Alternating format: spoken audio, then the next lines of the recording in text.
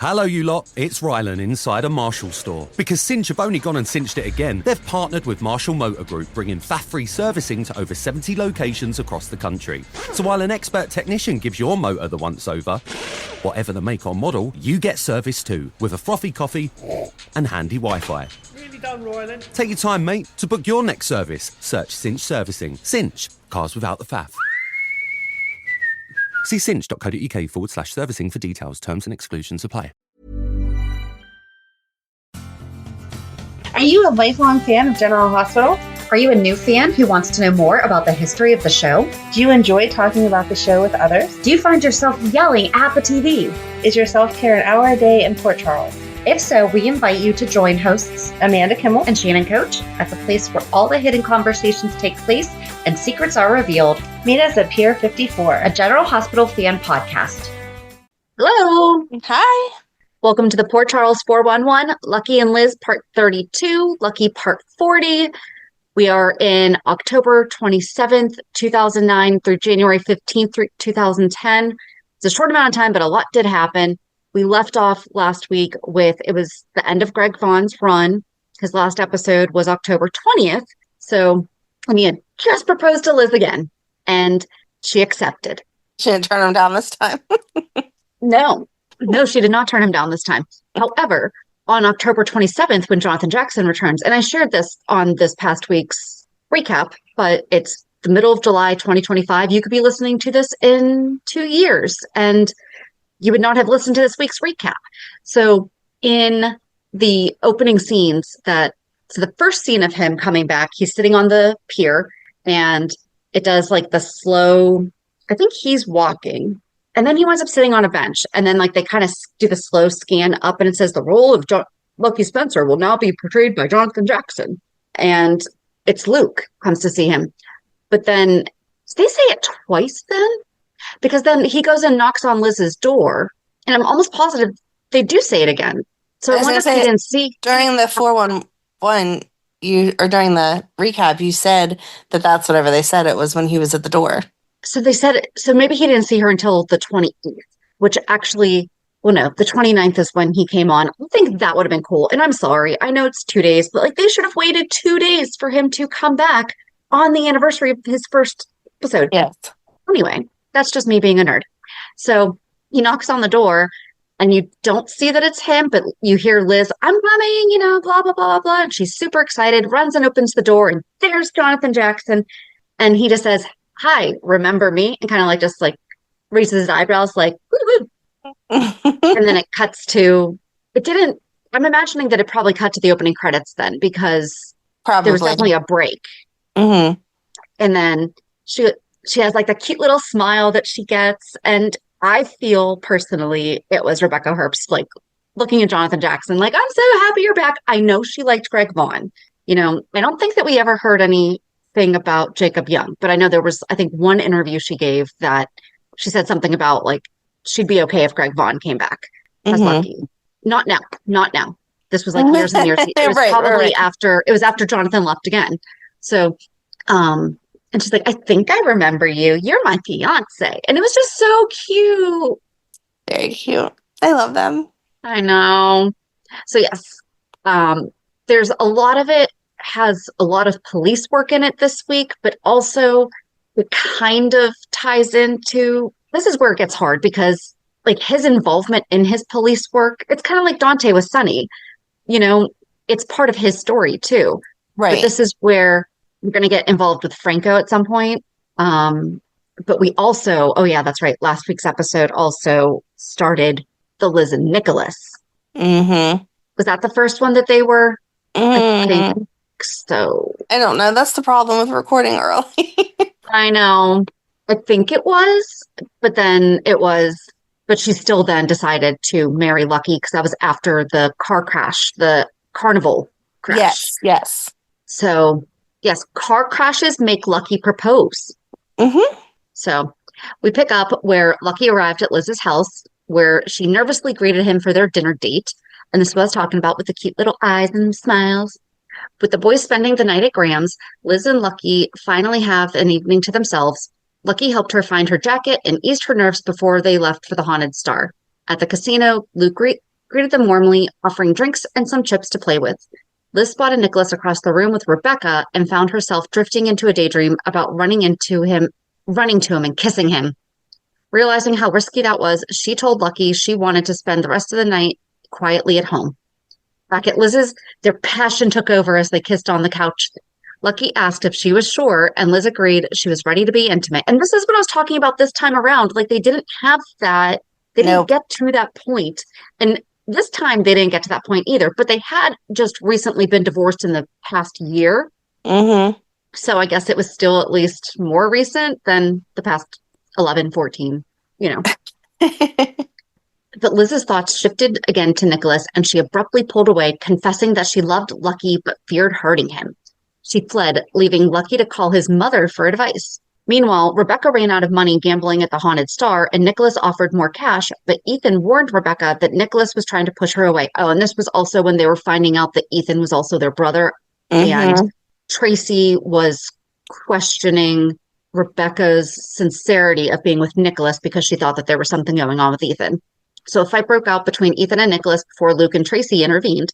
Luke warned Ethan to keep his personal life out of the casino and reminded him of the long-standing Spencer-Cassadine feud. Tracy promised to keep an eye on Ethan while Luke went looking for Nikolas. Uh-oh. On the docks, Luke watched from the shadows as Liz and Nikolas embraced and kissed passionately. Later, Lucky waited at the pier for Luke, who arrived late and blamed a hangover. So you know what? The first scene must have been him showing up at Liz's door, and then this must have been the next day. That would make sense.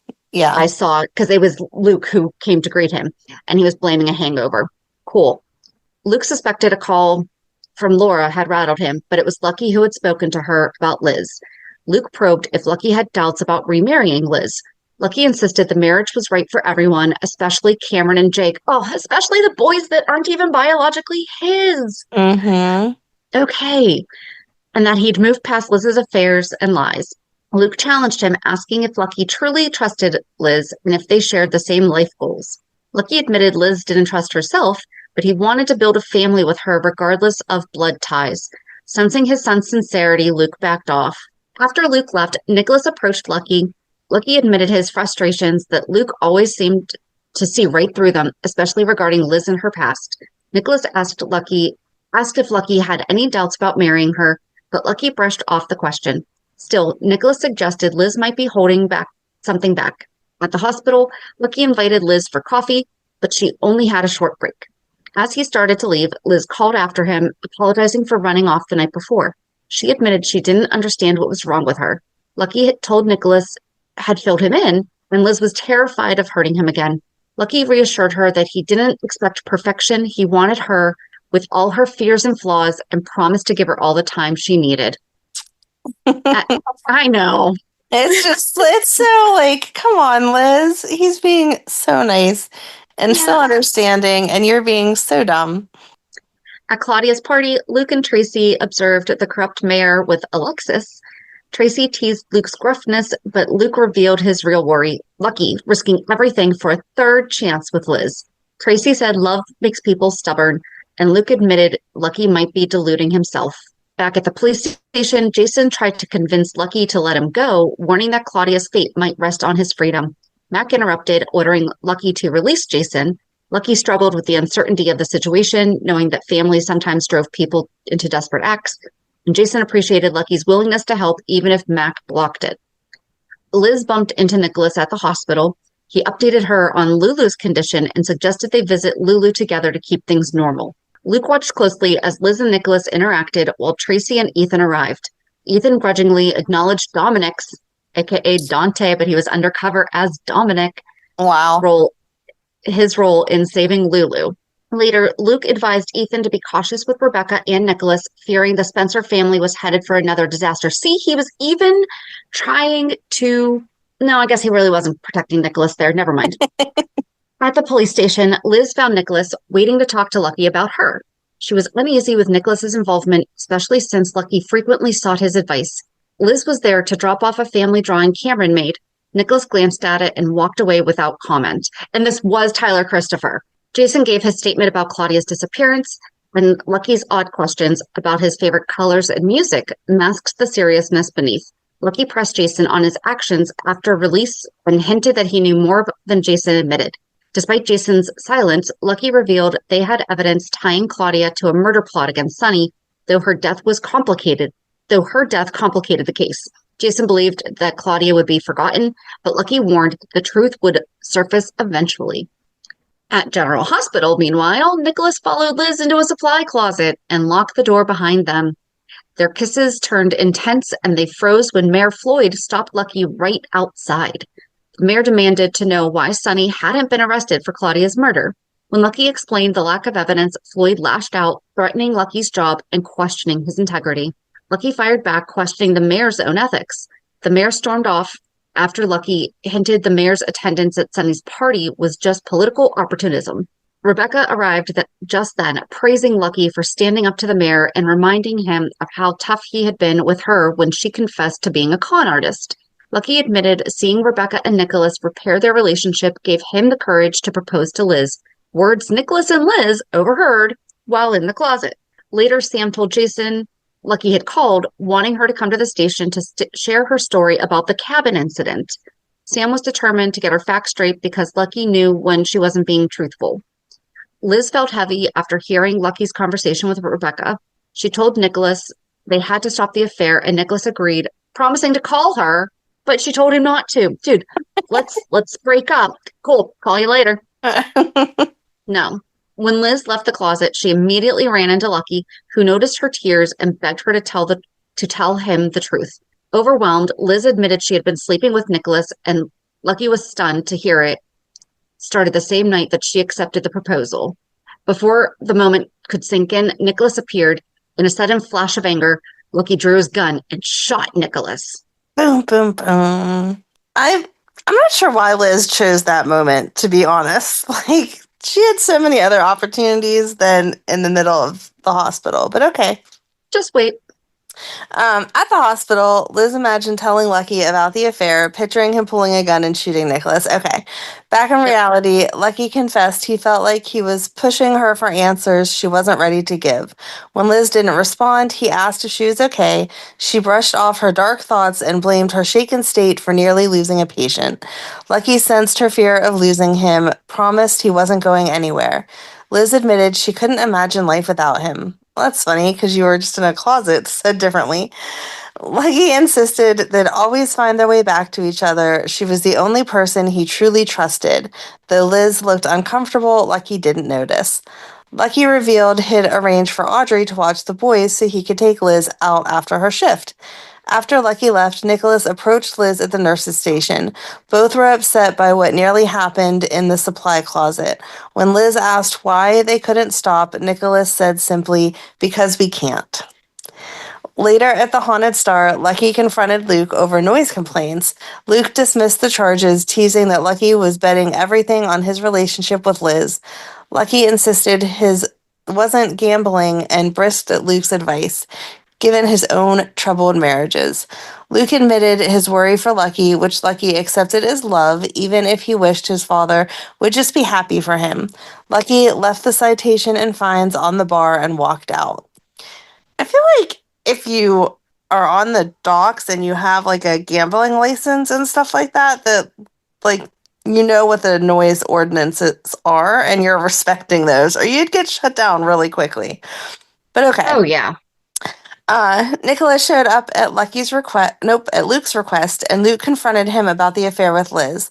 Luke warned Nikolas to stop or tell Lucky the truth. When Lucky and Liz entered, Luke warned Lucky that sooner or later he'd figure things out. Nikolas deflected, challenging Luke's own past betrayals and accusing him of hypocrisy. The brothers clashed over loyalty and past mistakes, trading barbs about family and honor. Nikolas, just because you bring up what they've done wrong does not make you right, but okay. Oh.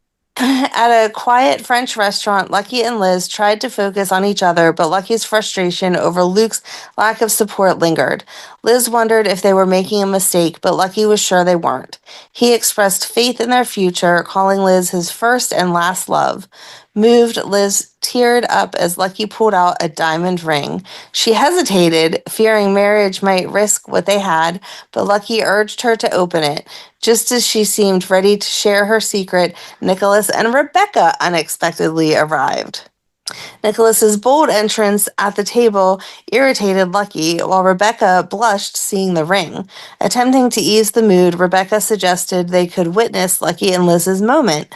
With Liz's silent consent, Lucky slipped the ring onto her finger. Liz promised to love only him. Nikolas raised his glass to toast their happiness, while Liz forced a smile, hiding her pain. Later at the studio, Liz confronted Nikolas, furious he'd crashed their evening on purpose. She insisted she loved Lucky and reminded Nikolas he was supposed to be her friend, not her lover. She regretted their affair and feared what Emily would think. Nikolas apologized, promised to stop pursuing her, but left the door open, saying he'd be waiting if she changed her mind. Jeez. Shortly after Lucky arrived with white roses, he apologized for the rocky night and sensed something was wrong. Liz admitted she'd failed him, but also realized they belonged together. They kissed and made love, seeking comfort in each other. Meanwhile, Nikolas returned to Wyndemere, where Rebecca waited. She found Liz's odd behavior puzzling, but Nikolas didn't want to talk about it. Instead, they shared an intimate moment, trying to put their complicated feelings aside. At the nurse's station, Rebecca congratulated Liz on their engagement, but Liz's muted response revealed her true feelings. It was the anniversary of Emily's death, a day heavy with pain. When Liz blamed Rebecca for Nikolas slipping back into grief and making reckless choices, Rebecca snapped, telling her to focus on her own life. Rebecca insisted Nikolas was fine, pointing out they'd been close the night before. Liz warned Rebecca that Nikolas was a master at hiding his real emotions and questioned why Rebecca was so unconcerned when Liz herself was about to marry Lucky. Nikolas visited Emily's crypt, admitting he'd thought about skipping the memorial to avoid the pain but couldn't. He confessed his guilt over betraying Lucky and how much he loved Liz, not knowing how to let her go. Lucky soon arrived, offering understanding instead of judgment. He acknowledged how hard it must be for Nikolas to watch Lucky and Liz reconnect, but assured him Rebecca was a good person and that Emily would want Nikolas to find happiness. Nikolas admitted he was drawn to Rebecca because she reminded him of Emily, and Lucky hoped Rebecca could bring Nikolas the peace he needed. You should totally just replace your dead wife with someone that looks just like her, and that will make everything better. Absolutely. Liz brought flowers to Emily's grave, expressing regret and confusion over her feelings. She felt like she was betraying both brothers, engaged to Lucky while she was still drawn to Nikolas. She admitted it had been selfish to continue the affair, but her heart and body resisted stopping, even after making love to Lucky. Despite loving Lucky, she couldn't shake her desire for Nikolas. Rebecca, noticing Lucky at the hospital, voiced concern about Nikolas's brooding moods. Lucky advised her to simply be there for him. On the pier, Lucky and Nikolas confronted the complicated emotions between them. Lucky shared his hope that Nikolas could find happiness with Rebecca, just as he had with Liz. Nikolas, struggling, wished Lucky well before they parted. Nikolas stopped by the nurse's station, claiming he was there for a board meeting, but couldn't hide the awkwardness between him and Liz. Monica joined them, offering congratulations on Liz's engagement and recalling the deep bond they all shared with Emily. After Monica left, Liz and Nikolas exchanged a bittersweet glance. Luke later called Liz to the Haunted Star, surprising her by revealing he knew about her affair with Nikolas instead of wanting to discuss his relationship with Lucky. Meanwhile, Lucky met Maxie on the docks, probing about Sunny's actions the night Claudia disappeared. Maxie claimed she hadn't seen anything unusual, but Lucky sensed she was holding back. He pressed gently, noting her avoidance and denial, warning her she might be called to testify. Ay. Mm-hmm.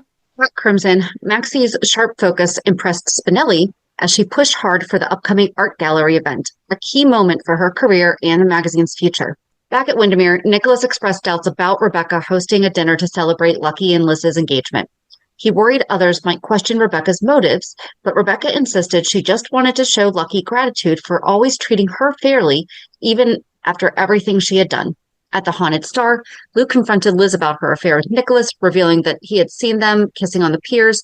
Liz apologized, but Luke wasn't there to judge. He had made his own mistakes. When Liz asked what he intended to do, Luke said nothing, at first nothing, but then he decided to talk to Nikolas. He found Nikolas too caught up in justifying himself to do right by Lucky. Liz admitted she had tried telling Lucky about the affair, but couldn't bring herself to hurt him again. Okay, if you can't bring yourself to hurt him again, stop sleeping with his brother. Stop doing the action that's causing the hurt. Luke insisted Lucky deserved the truth. Okay, if that kiss had been the end and nothing else had happened afterwards, she could at least tell Luke, listen, that was it. We're done. Right. Nope. I don't want to hurt your son anymore, but I'm going to sleep with his brother tonight. Yep. Liz promised that she would never be with Nikolas again and begged Luke to let her tell Lucky himself. After Liz left, Luke called Lucky. At the casino, he warned Lucky that Liz wasn't being honest with him. Lucky, frustrated, insisted that they had a therapist for guidance and told Luke to keep his doubts to himself. Luke urged Lucky to look more closely at his relationship with Liz. Lucky, determined, rejected his father's skepticism and stormed out. Later, Liz confronted Nikolas at Wyndemere about Luke knowing the truth. Nikolas admitted he hadn't wanted to use that as an excuse to contact her, but okay, that's when you do contact. Right. Jeez, oh man. But confessed a part of him wished Lucky would find out. Liz asked what he wanted from her. She wished to feel for Lucky what she felt for Nikolas. Nikolas didn't answer, lost in thought as Liz walked away. Meanwhile, Lucky confided in Jason that he planned to step down from the Claudia case because of the conflict of interest, promised whoever took over would pursue the evidence thoroughly. At Kelly's, Liz ordered a picnic lunch, planning a hiking trip with Lucky. Okay, my first thought reading that sentence is, and then she's going to push him off. Right. I watch way too many true crime things. Nikolas arrived just as Liz mentioned her plans, leading to an awkward exchange. Rebecca then appeared, publicly affectionate with Nikolas, frustrating Liz. Rebecca hinted at a surprise for Nikolas at Wyndemere, unaware of the undercurrents between Liz and Nikolas. Liz pulled Nikolas aside and admitted she was glad Rebecca had something planned for him, hoping it helped him move on. Nikolas challenged her to say she was happy for him, but she couldn't. Their heated exchange ended with a kiss until Robin arrived and accused Liz of cheating on Lucky, threatening to support Lucky if he sought custody for the kids. Liz snapped back to reality when Sam called her name. Liz apologized for judging Sam in the past and offered a sincere apology, though Sam didn't respond. Sam later asked Jason about his talk with Lucky.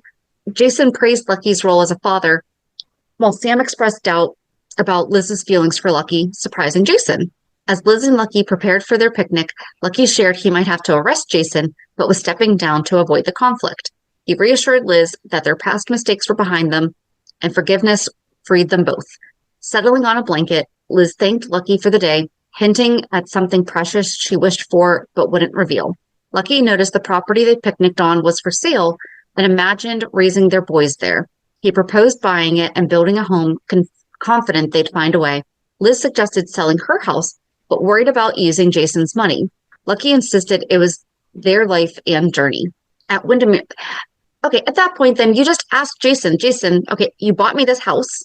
Right. Is it okay if I sell it and use money to build a bigger one with my husband? And your child.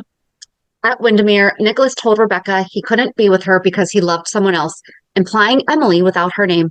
Rebecca admitted she knew but refused to accept it. Though she cared deeply for Nikolas, he insisted that she was better off without him. Rebecca left hurt but silent. Back at the property, Liz embraced the idea of starting fresh and Lucky promised to ask his family about renting out the Spencer home. As Liz shared home plans, Lucky smiled, enjoying the vision of their future together. Later, Liz found Nikolas in her living room with a brandy snifter. He asked if she felt for Lucky what she felt for him. Liz admitted her feelings scared her. Nikolas confessed the same and acknowledged Lucky was the best man for her. Despite the confession, Liz returned his kiss instead of rejecting him. On the piers, Lulu confided in Lucky her fears about Dominic, wishing she had the courage to risk love like Lucky and Liz. When Lucky visited Liz's house, he unknowingly interrupted Liz and Nikolas just before they could make love. They scrambled to get dressed as Lucky knocked. Nikolas slipped out the back door unnoticed. Inside, Lucky apologized for letting himself in, but quickly focused on their plans. He noticed Nikolas's cufflinks on the floor, which Liz hid with her foot. Lucky shared he'd checked the cost for building on the property and believed it was doable. Liz worried about finances, but Lucky was optimistic, even suggesting asking Nikolas for a loan. Liz rejected the idea, wanting to keep Nikolas out of their plans. Lucky had been sensing a shift in Liz when Nikolas was around. She told him Nikolas had been unraveling since Emily's death, a comment that echoed what Lucky had overheard at Emily's crypt, though he had believed Nikolas was making progress. Liz wondered if Rebecca was behind the change, noting Nikolas had been less than honest than Lucky realized. Lucky admitted that their relationship looked stable on the surface, but Liz insisted Nikolas had been lying if he said things were going well. Before Liz could explain more about her complicated feelings for Nikolas, Lucky's pager interrupted. He had to investigate a shooting. The crime scene suggested something different from Jason's usual style, especially since one victim, Joey Limbo, had been strangled after being shot, an unnatural and deliberate staging. Sam quickly supported Lucky's view that Jason wouldn't act that way, so they were allowed to leave for an art show, but Lucky reserved the right to ask Jason more questions later. Thanksgiving brought a quiet family gathering for Lucky and Liz with Audrey, Leslie, and the kids. Luke, uninterested in the warmth of family, chose to spend the day with the Quartermains. Ethan and his sister Lulu soon arrived, adding to the crowd. Meanwhile, Liz met with Diane to discuss selling the house Jason had gifted her, hoping to use the proceeds to start fresh with Lucky.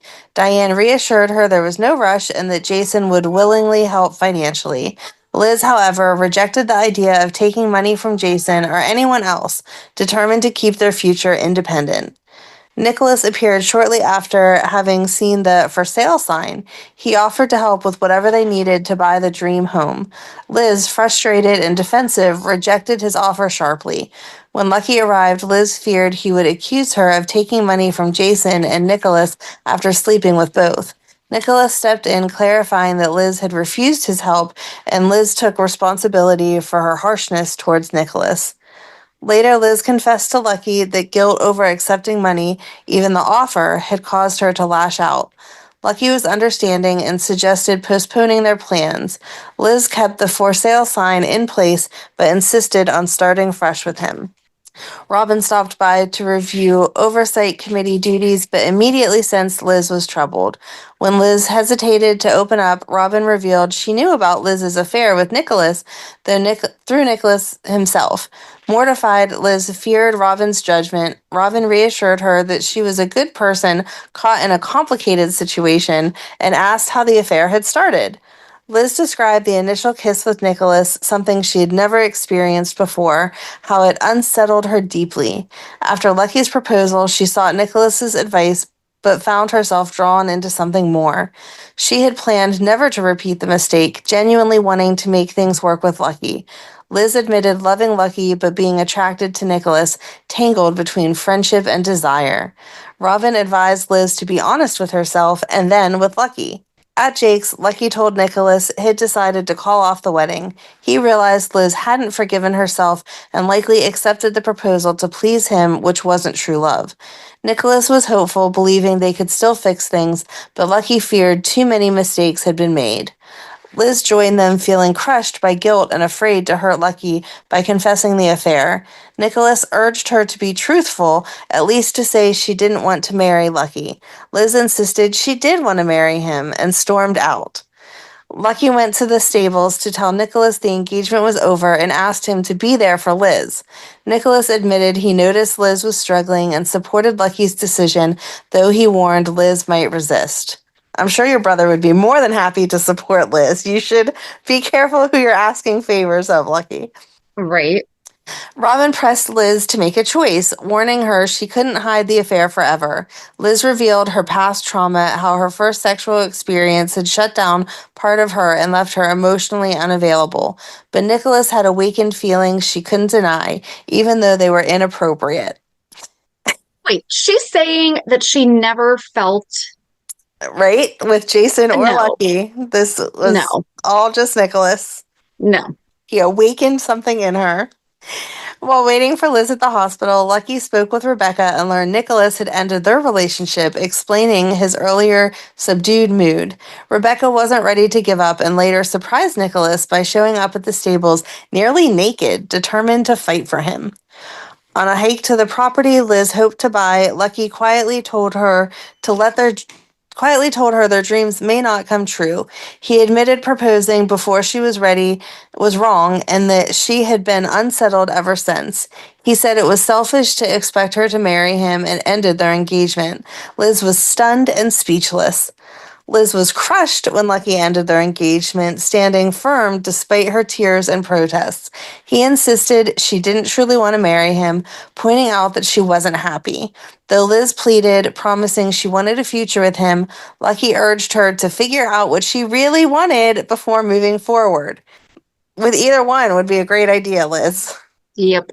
Later, Lucky ran into Rebecca at the hospital. She was visibly shaken, admitting she tried to seduce Nikolas wearing only a coat, but he rejected her. She confided she didn't think Nikolas would ever move past Emily's death. Feeling sympathy, Lucky admitted that he hoped Rebecca might help Nikolas heal.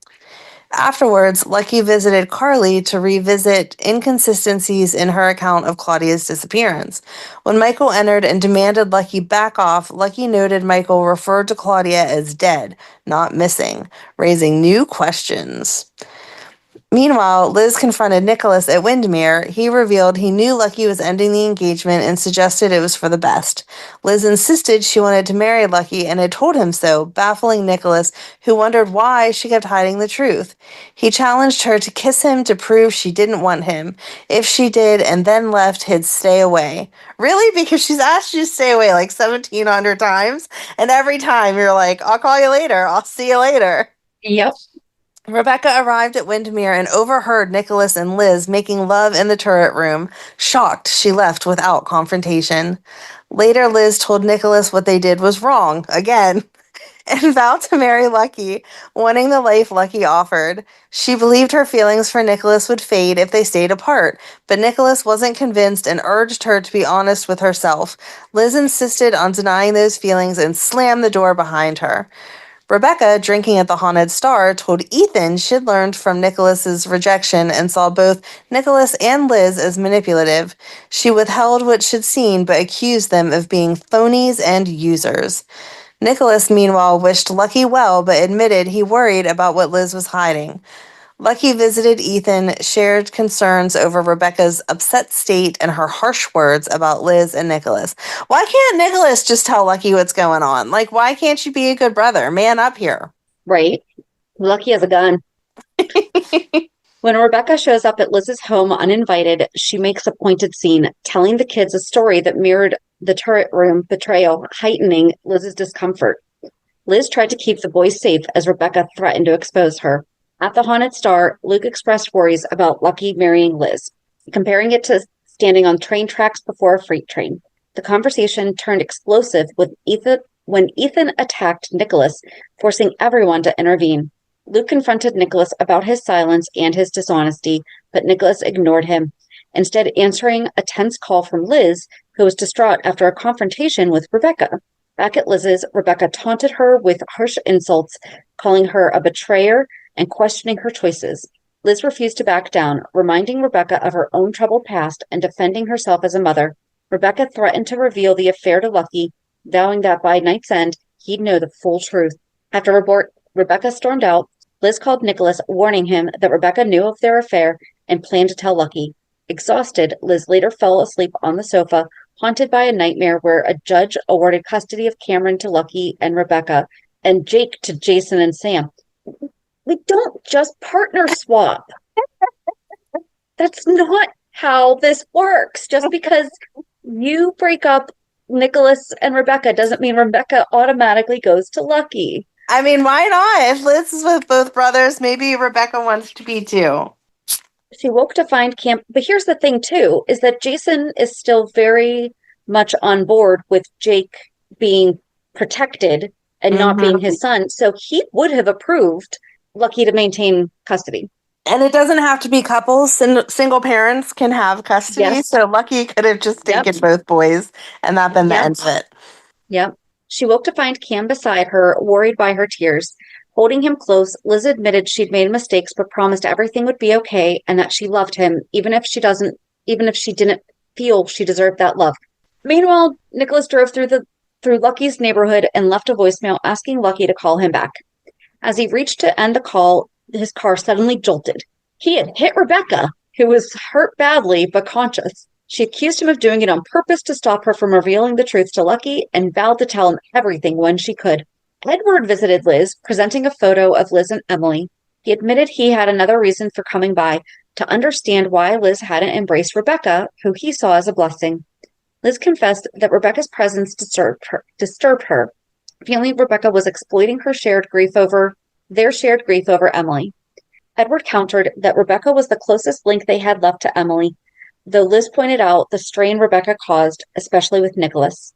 At the hospital, Liz confronted Nikolas about the accident. He assured her that it was unintentional, though Rebecca accused him of deliberately trying to harm her. Nikolas promised to do what he could to stop Rebecca from exposing their secret. Liz was caught off guard when her brother Stephen arrived, offering support and reminding her that she wasn't alone. He shared news of his new role as chief of staff at the hospital and promised to help her through the chaos. Back at the hospital, Edward confronted Nikolas angrily after Lucky revealed he had been assigned to the case. Despite accusations of favoritism, Lucky stayed focused on uncovering the truth. Rebecca awoke demanding to see Lucky and insisted the accident was her fault. She had been careless crossing the street. She admitted visiting Lucky impulsively to talk about Nikolas and poorly likened their relationship to the crash, used and then discarded. Later, Ethan expressed doubts to Lucky about Nikolas's innocence, convinced the crash was no accident. The brothers clashed over the possibility, with Lucky skeptical of Ethan's theory. Meanwhile, Rebecca greeted Stephen warmly, but tension simmered between her and Liz. Stephen warned Rebecca that grudges only hurt more people and urged her to find peace with Liz, though Rebecca remained bitter, seeing Stephen as another man blindly loyal to his sister. Rebecca confessed to Ethan that she was considering leaving town, but he offered to help her get revenge if she stayed away from Nikolas. When Nikolas arrived, Rebecca invited him in and revealed she had something important to share with Lucky, though she held back the details from Ethan. Hello, you lot. It's Rylan inside a Marshall store. Because Cinch have only gone and cinched it again, they've partnered with Marshall Motor Group, bringing faff-free servicing to over 70 locations across the country. So while an expert technician gives your motor the once-over, whatever the make or model, you get service too, with a frothy coffee and handy Wi-Fi. Really done, Rylan. Take your time, mate. To book your next service, search Cinch Servicing. Cinch. Cars without the faff. See cinch.co.uk/servicing for details, terms and exclusions apply. In private, Rebecca accused Nikolas of being a dark, twisted influence in her life, contrasting him with Lucky's loyalty and kindness. She declared her plan to win Lucky for herself, not as a rebound, but as a conquest. Nikolas scoffed, reminding her of her past and warning her not to interfere. Meanwhile, Liz made a medical error during her shift. When Steve brought it to her attention, Liz was horrified, but relieved to learn no harm came to the patient thanks to Epiphany's quick intervention. Later at home, Liz confided in Stephen about her affair with Nikolas, opening up about turmoil consuming her life. Okay, I actually think that when I was reading this, I think the drug was digitalis, which that's what was just being used. So, why wasn't it brought up again? Right. Especially when Liz was being questioned. Yep. Shortly after Steve left, Nikolas came by to share Rebecca's latest demand. She wanted Lucky. Liz was stunned. Is this woman serious? She asked, disbelief clear in her voice. Nikolas explained that Rebecca had agreed to keep quiet about his and Liz's affair on the condition that they didn't interfere with her plans for Lucky. He believed it was a perfect arrangement, especially since Lucky had shown an attraction to Rebecca. Nikolas saw it as a chance to explore his and Liz's feelings without the weight of secrets. Liz was firm. No way. What we have is temporary. The life I want is with Lucky. She told Nikolas that his feelings weren't real for her, but for Emily, and that he was trying to hold on to Emily through their affair. Nikolas pushed back, declaring his love for Liz, but she disagreed, saying real love requires effort, and what they had was fleeting. When Nikolas tried to kiss her, she stepped away, telling him if he truly loved her, he'd leave. A tear slid down Nikolas's cheek as he left. Meanwhile, at the Haunted Star, Tracy and Luke were having breakfast when Nikolas showed up, demanding to play poker. Luke resisted, insisting the casino was closed. When Nikolas pushed for a family exception, Luke snapped, calling Nikolas a slimy jerk. Tracy tried to calm things, but the argument escalated. Luke accused Nikolas of being selfish. Nikolas shot back, reminding Luke of his own past mistakes, especially concerning Laura. The tension exploded when Luke sucker punched Nikolas. They traded blows briefly before Lucky arrived and pulled them apart. Lucky demanded to know what was happening, but neither man would explain. Nikolas told Lucky he loved him, no matter what Luke said, and Luke called Nikolas a liar, which Lucky ignored, and Nikolas walked away. Later, Lucky pressed Luke about their feud, surprised it had flared again. Luke said Lucky was too trusting and blind to reality, while Lucky insisted he just wanted to live his own life separate from his father's shadow. Luke admitted loving Lucky, but worried Lucky was trying too hard to prove he was different. Lucky said his love for Liz was his own and not tied to family struggles. At the dock, Nikolas apologized to Lucky for the fight. Lucky accepted but said he didn't want to get involved. He had been waiting for Rebecca, who arrived soon after, smiling and eager to be up front. She assured Lucky she wanted to remain friends despite breaking up with Nikolas and invited him for a pool game at Jake's to celebrate her release from the hospital. Lucky agreed, reminding her he was engaged to Liz. But I thought he wasn't engaged to Liz because he had broken that off. Right. He's the one who broke it off. Right.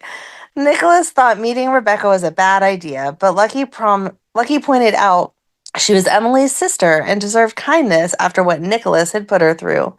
At Jake's, Rebecca apologized for acting oddly around Nikolas and steered the conversation to Lucky's childhood. Lucky shared colorful stories of traveling and hustling with his parents, including scamming someone out of over $3,000 at age 5.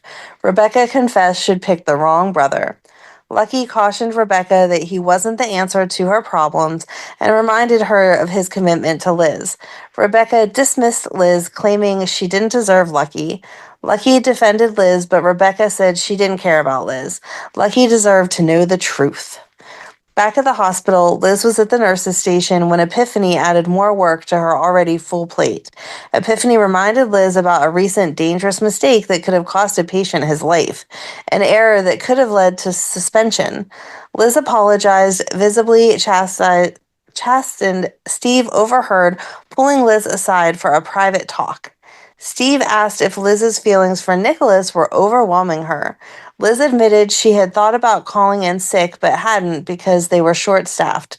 Steve appreciated her dedication but warned her behavior couldn't continue.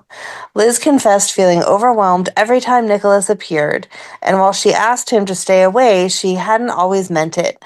She realized she was making self-destructive choices but didn't know how to stop.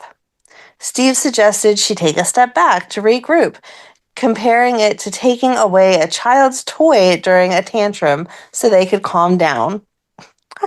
Like that analogy there. Later, Right. Nikolas stopped by the nurse's station asking where Liz was. Epiphany snapped that she didn't know since Liz forgot to sign out.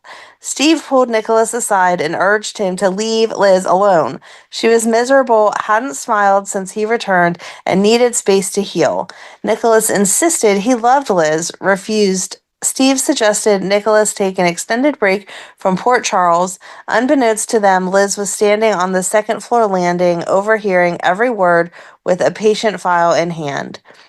Later, on the pier, Liz confronted Nikolas about Steve's request. She seemed uneasy hearing her brother talk about her behind her back. The moment passed when Nikolas told her Rebecca had followed through on the threat to seduce Lucky by inviting him to Jake's. Liz was furious, convinced that Rebecca's plan was to spill everything to Lucky. At Jake's, Rebecca tried to warn Lucky about Liz, saying Liz would be scared if she knew they were spending time together. Lucky urged Rebecca to be direct, and she apologized for hurting him before. Liz walked in. Liz had come looking for Lucky to help pick out Christmas trees for Audrey, Steve, and herself. Rebecca scoffed at the weak excuse, and Lucky admitted it sounded off. He could tell Liz was uneasy, which supported Rebecca's claim that Liz didn't want them talking. Nikolas showed up as Lucky demanded answers. Liz stuck to her story, but Rebecca questioned the timing. Why would Liz want to shop for trees on the same night Lucky and Rebecca were together? Liz snapped at Rebecca, surprising Lucky, who reassured Liz she had nothing to fear from Rebecca. I mean, that is a little odd out of nowhere. I'm just going to show up at the bar and be like, let's go Christmas tree shopping. Right. Nikolas cut through the drama, accusing Rebecca of trying to start something with Lucky to get back at him. Rebecca laughed it off, but Lucky used the moment to explain the deep bond between himself, Liz, Nikolas, and Emily, a connection Rebecca had unknowingly stepped into. Liz then revealed the painful origin of their friendship, her brutal rape. She shared how Audrey had given her a red dress for Valentine's Day and a bracelet from Steve had been lent to her, thinking Liz was going to the dance. But after Lucky canceled their date, Liz went out alone and was attacked in a quiet park. Lucky found her injured and cared for her ever since. The attacker had whispered not a word, a chilling detail that helped Emily and Nikolas bring him to justice. The next Valentine's, Lucky and Liz declared their love in a small church before Emily and Nikolas rescued them from a blizzard. They spent the storm together, deepening their friendship and love. Nikolas and Lucky looked back wistfully, wishing they could relive those moments. Lucky dreamed of renewing their vows one day, and Liz loved the idea. Rebecca, moved to tears, announced she was leaving Port Charles, finally feeling she understood Emily through their story. After Rebecca's departure, Lucky asked Nikolas if he had regrets. Both Nikolas and Liz agreed it was time for Rebecca to move on. Lucky invited Nikolas to join them for Christmas tree shopping, but Nikolas declined, weighed down by his feelings for Emily. Lucky encouraged him to believe love would come again. Liz exchanged a meaningful glance with Nikolas as they left. That's a lot to happen for a night at the bar. Let's just go through this whole story, and Rebecca goes from she's going to seduce Lucky to, okay, I'm leaving town, bye, see ya. Maybe their bars don't close as early as ours do. Maybe, I don't know. I mean, I guess this was pre-COVID, so they would have stayed open later. I don't know. At the tree lot, Lucky and Liz found the best trees gone, except for one weird tree with 2 points at the top. Lucky explained it was a sign of good luck, a tradition from Grandma Laura about Santa leaving extra presents under unusual trees. Liz loved the story and Lucky. She told him he was perfect for her. Meanwhile, on the Haunted Star, Luke and Ethan played cards discussing Rebecca's sudden departure. Luke tried to convince Ethan to attend Lucky's party, but Ethan insisted he wouldn't go without Luke. They agreed to leave it to chance. Back at Lucky's, Liz, Cameron, and Jake arrived before the party. Cameron was excited about the tree and asked if they could stay the night. Liz suggested writing Santa a note to let him know they'd be together next Christmas, which Lucky loved. As Liz entertained the boys, Lucky noticed Ethan's arrival with presents and jelly beans. He wondered if Ethan had spoken to Luke, who didn't plan to attend despite Tracy's encouragement. Lucky sensed something was troubling Luke and promised Liz he'd check on his father soon. Later, Nikolas and Spencer arrived late, with Spencer demanding a kiss under the mistletoe, though Liz kissed Spencer instead of Nikolas. Lucky found Luke alone on the Haunted Star. Over coffee, they reminisced about Christmas in Paris and Luke's hope for Lucky, Liz, and the boys to spend the next holiday there. Lucky cherished his childhood memories, but embraced the miracle in his present life, his sobriety, his peaceful time with Ethan, and the home he and Liz were building.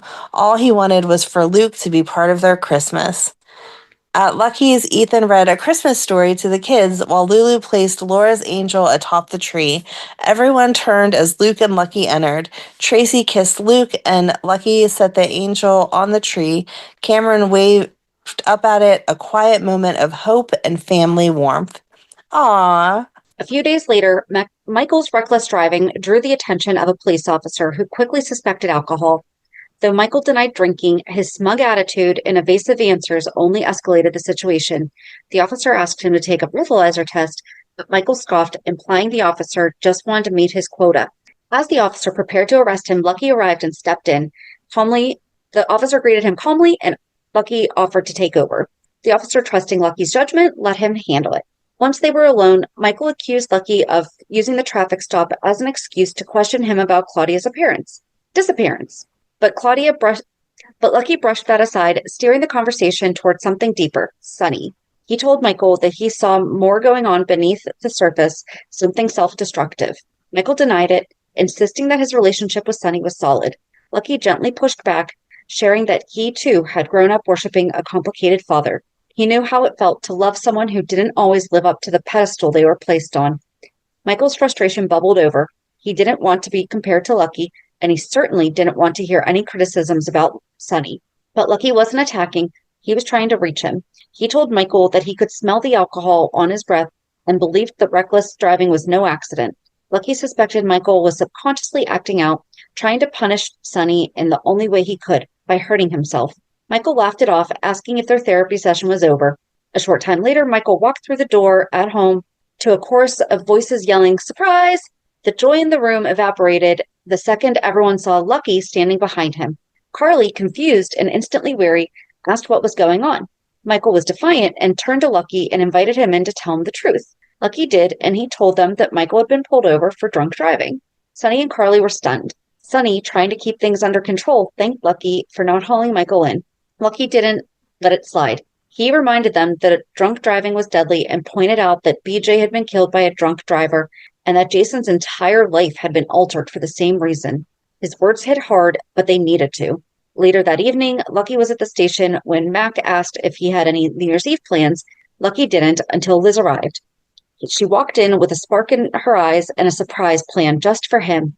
With a grin, she pulled out a blindfold and told him to trust her. Intrigued, Lucky let her guide him to the car. Liz drove them to Jake's, which was closed for the night. But inside, the lights were low, the music soft, and a feast of cheesy fries and ribs waited for them.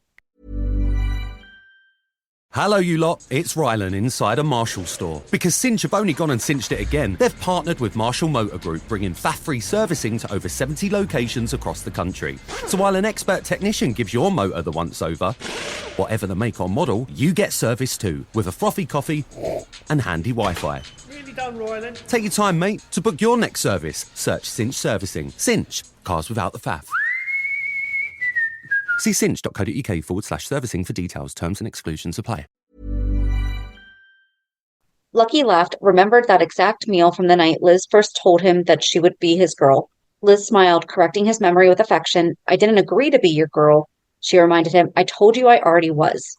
They shared a quiet moment of warmth before Lucky, curious, asked how she convinced Coleman to close the bar. Liz admitted that she had struck a deal. She promised to talk Lucky out of citing the bar over a bartender who had served Michael. That was very quick. If that's the same night. Right. Okay. Lucky raised an eyebrow and teased her about going behind his back. The joke landed a little too close to home. Liz's smile faltered. She looked away, suddenly serious. Lucky noticed immediately and reassured her. He'd only been teasing, and Liz nodded, but something in her had shifted. She realized how much she had taken him for granted lately. She confessed that the whole night was more than a celebration. It was about reminding Lucky how much she loved him. "Nothing makes me prouder," she said quietly, "than being your girl." Lucky took her hand and told her the truth. Some of his happiest memories were wrapped up in her. To lighten the mood, Liz challenged him to a game of pool. They played, laughing and bantering like they used to. After Lucky won, Liz retrieved a final surprise, a gift she had hidden behind the bar. She opened the case to reveal his old guitar, newly restrung. Lucky was speechless. He picked it up reverently and ran his fingers across the strings. Then with a soft smile, he began to strum. He sang "My Girl" to Liz, and his voice quiet and full of emotion. I want to know if Jonathan Jackson had any say in the song choice, or I mean, they probably had to ask him, "Hey, do you know how to play this song?" Right. But also how this whole scene went. I know that, we've talked to other actors that they don't really get that, but I feel like when you bring something in like this, you kind of need to. I don't know. The two of them alone in the bar, surrounded by the ghosts of their pasts and hope for the future, held on to that fleeting moment of peace. The next day, peace gave way to chaos. Jason called Lucky to meet at McCall and Jackal Investigations. When Lucky arrived, Jason shocked him by asking to be arrested for Claudia's murder. Lucky was stunned, but listened as Jason explained that Franco had taken Sam and he needed a way to move undetected. The fake arrest would draw attention away and give Jason the chance to catch Franco off guard. Lucky agreed. He didn't like the plan, but he trusted Jason's instincts. They knew Mayor Floyd would love the publicity, and sure enough, the press conference was quickly arranged. Floyd stood proudly at the podium, announcing Jason's arrest while Lucky stood by, playing his part. Once the camera stopped rolling, Lucky brought Jason into a side room, uncuffed him, and admitted with a smirk that the mayor had jumped the gun. Jason was grateful Lucky hadn't had to lie, just bend the truth. After Jason slipped out the back, Mac approached Lucky, demanding answers. Lucky gave him nothing but a vague explanation. It had been a favor. You don't want a cop to be, oh, it's just a favor. I just let him go. Right, exactly. I no owed him big deal. one. For murder. I Right. arrested him for murder, but it was no big deal. Mac handed Lucky a police file from New York, Franco's record, and commented dryly that it seemed to be Lucky's day for favors. With a pointed warning that he didn't want any surprises blowing up in their faces, Mac walked off, leaving Lucky alone with the file and the weight of everything it represented. Before he had time to process the contents, Sonny arrived at the station. An officer offered Sonny a seat, unfortunately, at Lucky's desk. As soon as he was left alone, Sonny leaned in, pulling the file towards him just enough to glimpse what was inside. When Lucky walked in, he immediately caught him in the act. Sonny feigned innocence, claiming the file had been left open. Lucky let it slide, not because he believed him, but because there were bigger issues at play. He asked what Sonny really wanted.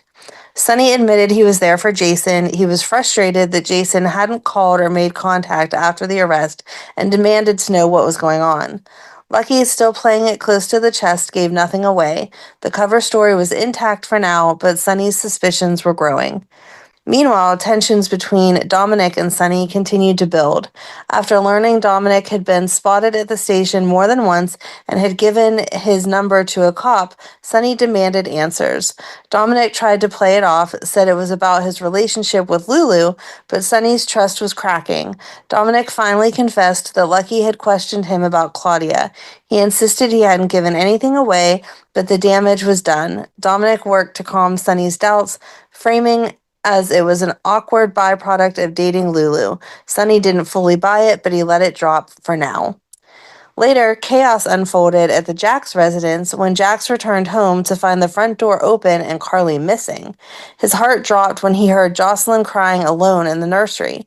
Though Carly had a habit of leaving the door ajar, this felt different. He called the police. Lucky responded immediately. Jax, on edge, explained everything. Lucky began to coordinate a response, but the situation shifted quickly. Jason had already found Carly and brought her home. Lucky canceled the APB, but his mind was still racing when Michael and Morgan arrived. Jax told them the basics. Carly had been kidnapped, but was now safe. When Michael suggested calling Sonny, Jax shot the idea down, already overwhelmed by the fallout. Moments later, Carly and Jason walked in. There was a mix of relief and unease. Carly tried to move the conversation to another room, but Jax was too angry to let it go. Jason explained that Franco had taken Carly to get his attention because of their connection. Jax erupted. He accused Jason of once again dragging Carly and the kids into his world. Carly defended Jason, but Jax refused to back down. He demanded that Lucky launch a full-scale manhunt for Franco. Lucky listened, but said little. His concern now shifted to the greater threat Franco posed. Jason slipped away to check the nursery and froze when he saw the graffiti. Spray painted in blood-red letters across the walls and crib was Franco's signature tag, CO77X. Lucky joined him a moment later. Both men stood silent, absorbing the message left behind. Lucky broke the silence first. "What happened?" he asked, not as a cop, but as someone personally invested. Jason turned to him, clearly rattled, and asked where he should start. Lucky didn't raise his voice. He didn't throw blame. He simply said, "Start with what happened after I put my badge on the line for you." The weight at that moment was enormous, not just for the danger Jason had brought into their lives again, but for what it meant for Lucky, who was once again standing at the edge of the storm, trying to shield the people he loved. That night, Lucky returned home exhausted, still haunted by the sight in the nursery and the growing sense that Franco's reach was far from over. He found Liz in the kitchen, waiting up for him. The moment she saw his face, she knew something was wrong. "Franco?" she asked softly. Lucky nodded. He took Carly. Jason got to her in time, but he left a message. Liz pulled him to sit beside her. "Is everyone okay?" "For now," Lucky said, barely above a whisper, "but this guy isn't going away." She reached for his hand, but he hesitated. "I saw that crib, Liz, that spray paint. It's burned into my mind. All I could think was, what if it was Jake?" Liz's breath caught in her throat. She squeezed his hand tightly now. "He's safe. We're all safe." Lucky shook his head. Not if this keeps going. Jason's in deep, and I don't know how many more times I can put everything on the line. Liz understood. She didn't try to fix it or offer false comfort. Instead, she stood walking over to the guitar still resting in the corner from the night before and gently placed it in Lucky's lap. Then play something, she whispered, even just for me. Lucky looked at her for a long moment, then began to strum, tentatively at first, then steady. The sound filled the quiet space between them, and for a few minutes the shadows outside didn't feel so close. But Franco was still out there, and morning was coming. Isn't it weird that, I mean, I know we know that this was James Franco, but Yes. he kidnapped Carly, who Roger Howarth Franco had a relationship with, Right? and almost married Yep. after he kidnapped her. And and other than Lucky, he's our favorite person with Liz. That is true. We're just as messed up as Liz is, apparently. We just don't get recasts. True. We don't get that. We don't get like the same kind of person, just a slightly different. I wouldn't want that though. That'd be weird. That would be weird. The next morning, Liz arrived at the hospital early, determined to distract herself with work. Epiphany took notice and made a rare approving comment. Steve joined in with light teasing, but Liz's focus was unshaken. She had made a decision, and it showed. That clarity was soon tested when Nikolas arrived. Of course. What started as a conversation about hospital business quickly turned personal. Steve confronted him, frustrated by the impact Nikolas had had on Liz. Rather than engage, Liz pulled Nikolas aside into a quiet room. There she told him it was over. The affair had cost too much, her peace, her family's trust, and her own self-respect. Nikolas pushed back, admitting he still loved her, but Liz stood firm. It wasn't about feelings anymore. It was about doing the right thing and breaking the cycle that had hurt too many people. Lucky stood just outside the waiting room, hidden from view as he overheard Nikolas confessing his love to Liz. Nikolas insisted his feelings wouldn't change, no matter how determined Liz was to end it. Liz, calm but visibly strained, made it clear she saw their involvement as a mistake, one driven by grief and confusion. She suspected she had become a stand-in for Emily. Though Nikolas denied it, Liz didn't believe him. She told him it was over and that she wanted to be with Lucky and raise her boys without the lies. By the time Liz voiced that truth, Lucky was already gone. When Liz and Nikolas emerged from the waiting room and approached the nurse's station, they were caught off guard by Lucky's sudden greeting. He showed no signs that he had overheard them, but his eyes lingered, sharp and searching. When he asked if anything was wrong, Nikolas quickly claimed they had a disagreement over Steve's recent policy changes. Liz looked shaken. Nikolas took responsibility and apologized for dragging her into it.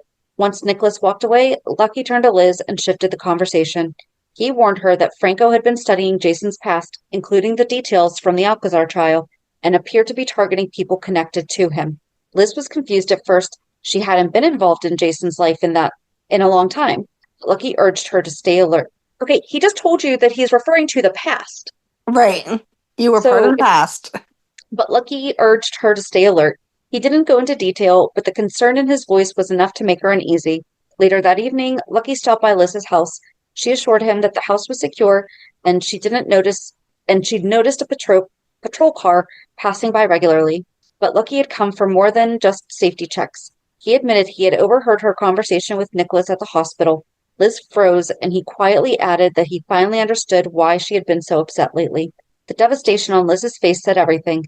She began to explain, but Lucky interrupted. The betrayal stung. His own brother, the man he'd trusted most, had fallen in love with her. Lucky admitted he hadn't stayed to hear the whole conversation. Hearing Nikolas declare his feelings had been enough to make him walk away, sick to his stomach. Until that moment, he hadn't realized the full weight of what Liz had been carrying. When he asked how long Nikolas had felt this way, Liz admitted it had been for a while. Lucky pressed further, trying to understand why she hadn't told him. That's when it hit him. Maybe she returned those feelings. Liz quickly assured him that it wasn't the case. She didn't love Nikolas. She had stayed silent because she didn't want to come between the brothers.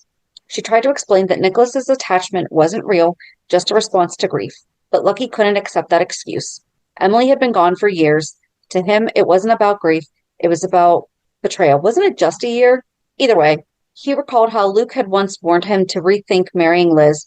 Now it all made sense. He realized that Nikolas had been the source of Liz's emotional distance for weeks. Still, Liz did not Liz insisted she wanted to build a life with Lucky. She asked him not to confront Nikolas, but Lucky couldn't promise anything. He needed time. As hard as it was, he took some comfort in one truth. Liz didn't love Nikolas. That alone kept him from walking out the door. Before Liz could respond, Lucky's phone rang. It was Dante calling about Lulu. Lucky had to go. So obviously now Dante is Dante and no longer Dominic. Yes.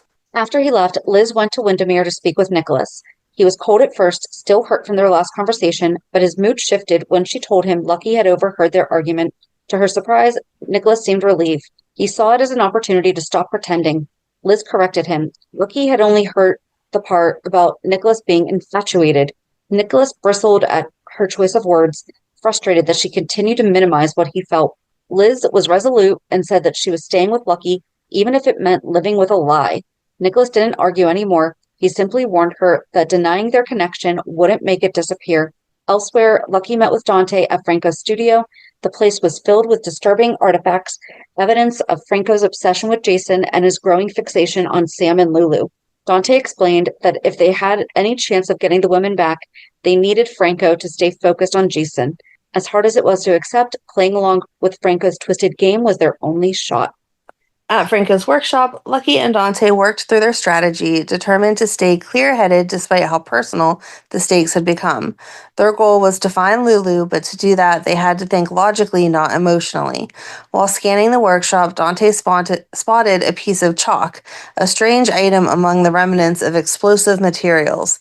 He suggested that Franco might be recreating crime scenes, not just staging shock value displays. Lucky agreed and proposed they review a murder file from a previous case tied to Franco's earlier arrest. They returned to the station and combed through the records, narrowing down 2 locations Franco might be using. Lucky sent a unit to one site while he went to check the second. Dante remained at the station to look for more connections. Before long, Jason called with a lead. At the scene of a massive explosion, Steve Weber and Lucky arrived within moments of each other. Steve said he'd seen someone fitting Dominic's description enter the building just before it blew. Lucky panicked for Lulu's safety, called for emergency services.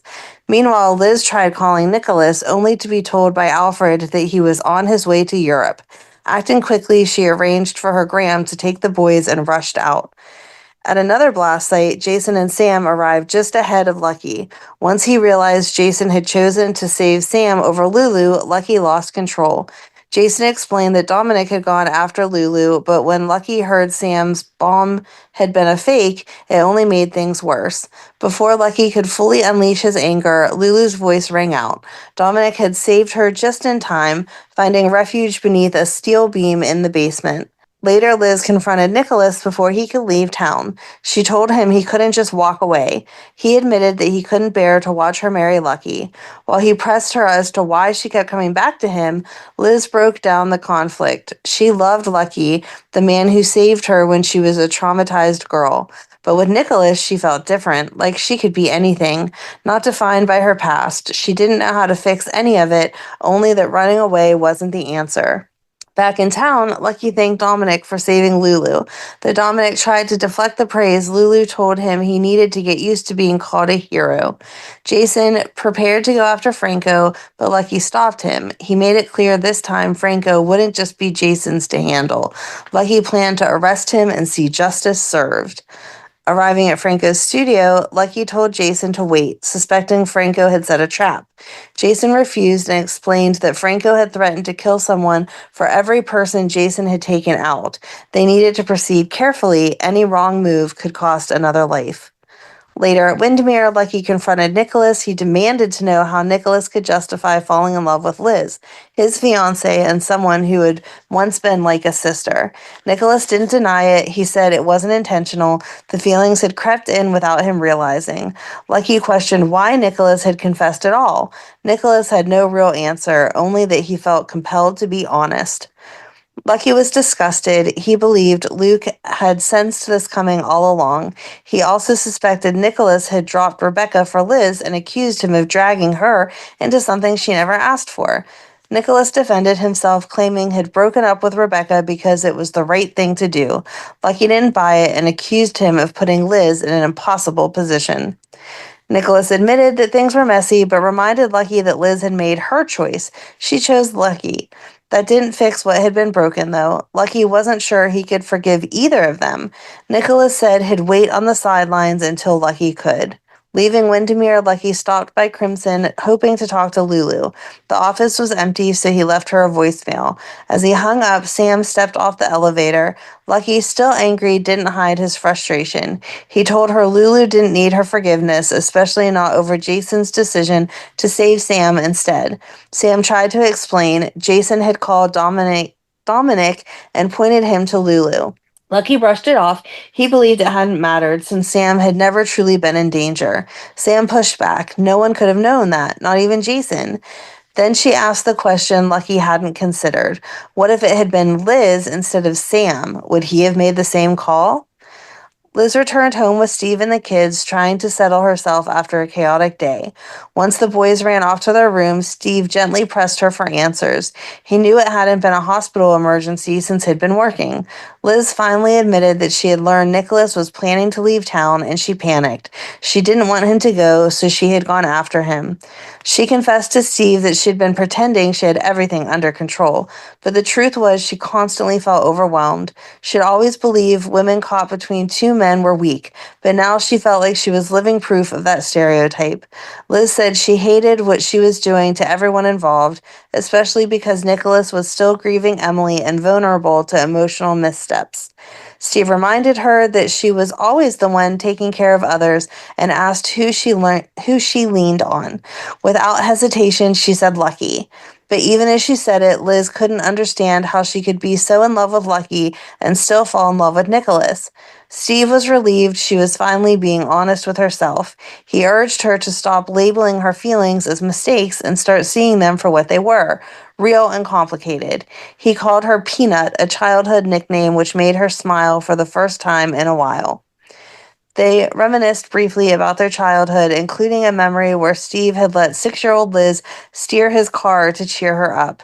That moment of control made her feel powerful, and Steve pointed out that maybe it was time for her to take control of her own life again, rather than letting fear dictate her choices. He reminded her that there were 3 people involved in the situation, and even Lucky bore some responsibility. Liz insisted she wanted to marry Lucky, but Steve told her that keeping secrets was hurting everyone.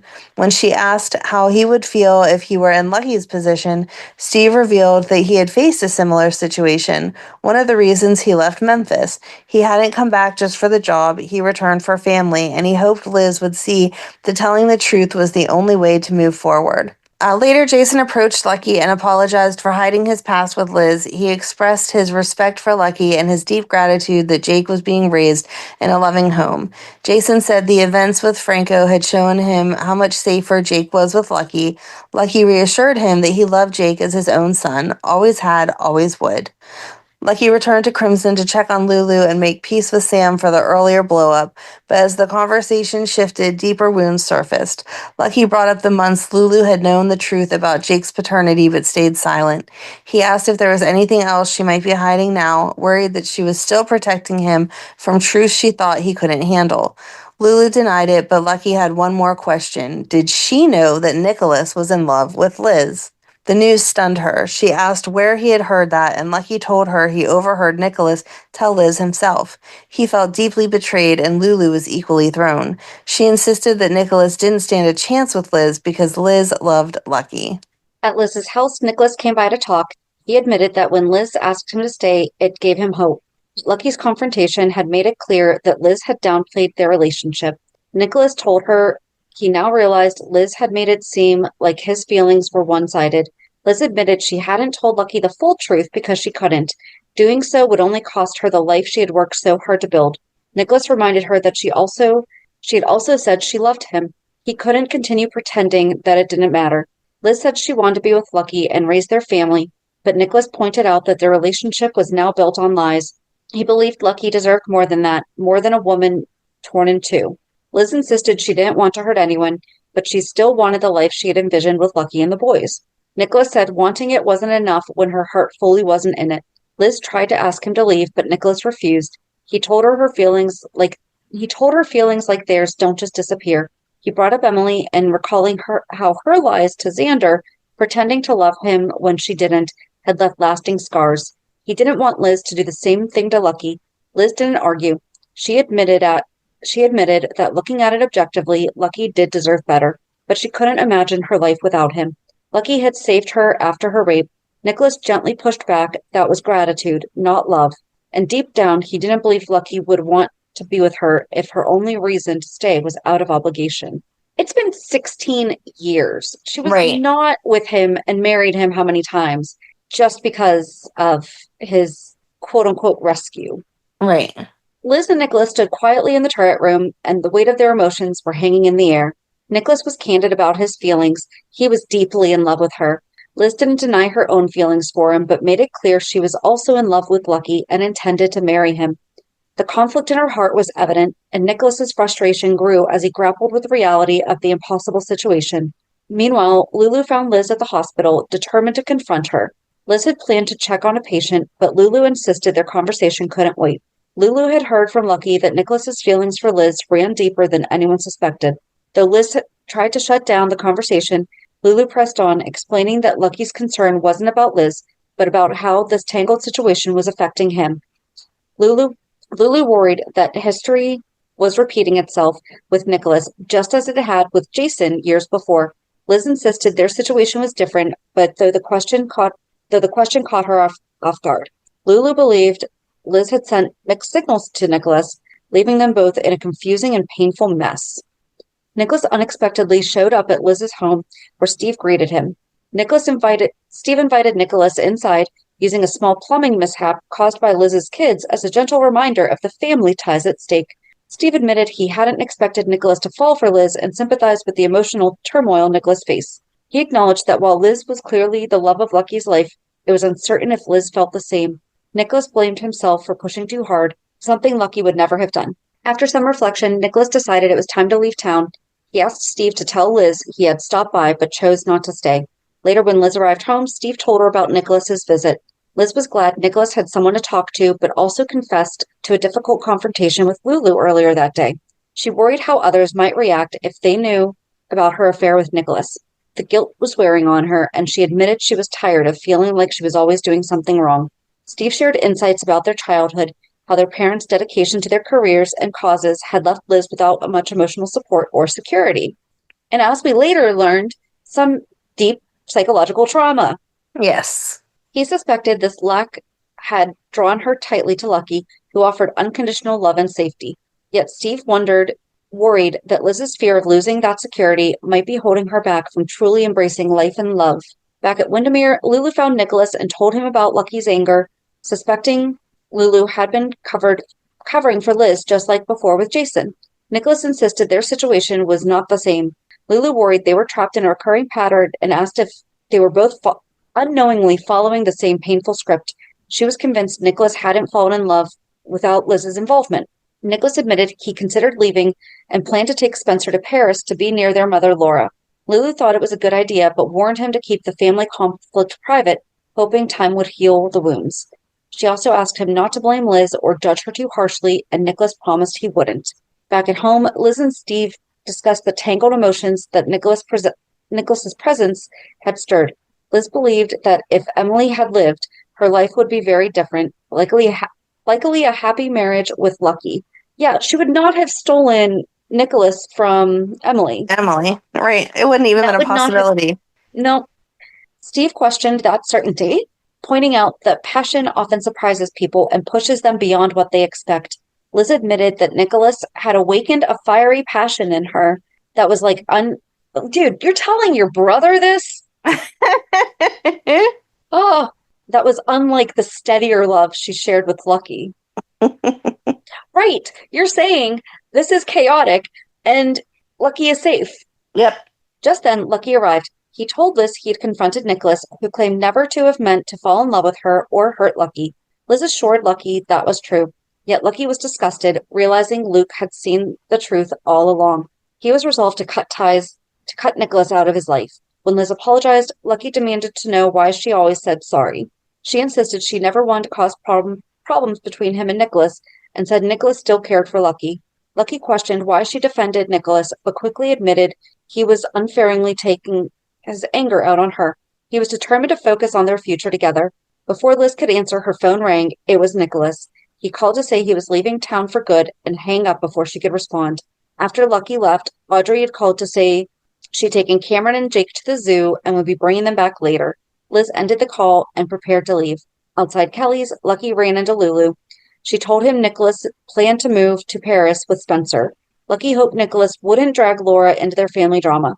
Lulu urged Lucky to give Nikolas some grace and encourage him to say goodbye before Nikolas left. Liz found Nikolas again in the turret room. He shared his plans to fly to Paris with Spencer and told her not to punish herself for what happened, that she deserved a good life with Lucky.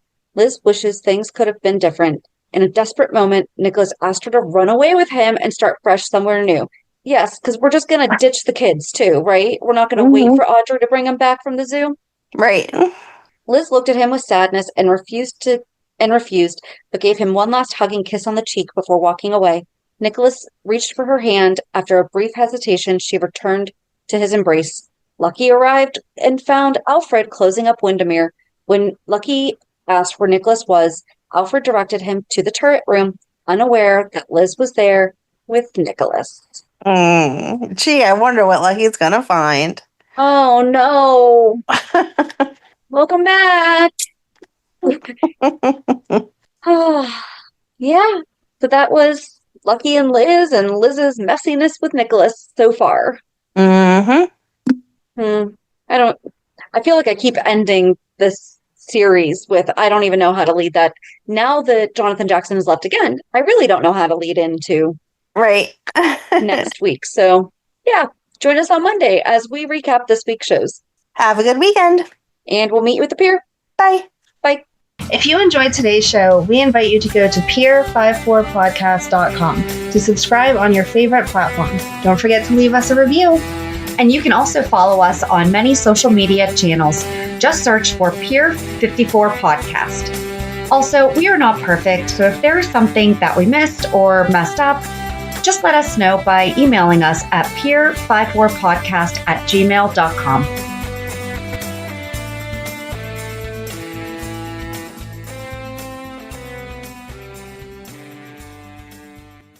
It's tax season, and at LifeLock, we know you're tired of numbers.